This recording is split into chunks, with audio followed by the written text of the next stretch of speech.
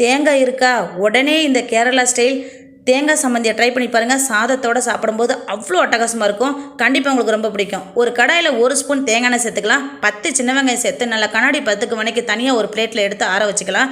அதே தேங்காய் எண்ணெயில் 5-6 வரமிளகாய், ஒரு பெரிய நெல்லிக்காய் சைஸ் புளி சேர்த்து வரமிளகாய் கருகிராமல் வறுத்து அதையுமே தனியாக ஒரு பிளேட்டில் எடுத்து வச்சு ஆற விட்டுடலாம். ஆறினதுக்கப்புறம் ஒரு மிக்சி ஜாரில் சேர்த்து நல்லா கொரகொரப்பாக அரைச்சிட்டு வந்துடலாம்.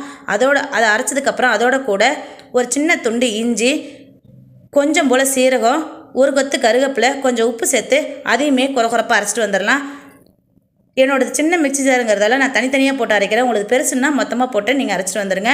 இது அரைஞ்சதுக்கப்புறம் ஒரு கைப்பிடி அளவுக்கு தேங்காய், கொஞ்சம் ஒரு ஸ்பூன் அளவுக்கு தேங்காய் எண்ணெய் சேர்த்து நல்லா உங்களுக்கு எந்த அளவுக்கு அரைச்சா பிடிக்குமோ அந்த அளவுக்கு அரைச்சி நல்லா உருட்டி பிளேட்டில் வச்சிங்க அப்படின்னா சாதத்தோடு போட்டு சாப்பிடும்போது அவ்வளோ அட்டகாசமாக இருக்கும். ட்ரை பண்ணி பாருங்கள். கண்டிப்பாக உங்களுக்கு ரொம்ப பிடிக்கும். இந்த பதிவு பிடிச்சிருந்தா நம்ம சேனலை சப்ஸ்கிரைப் பண்ணி லைக் பண்ணி சப்போர்ட் பண்ணுங்கள்.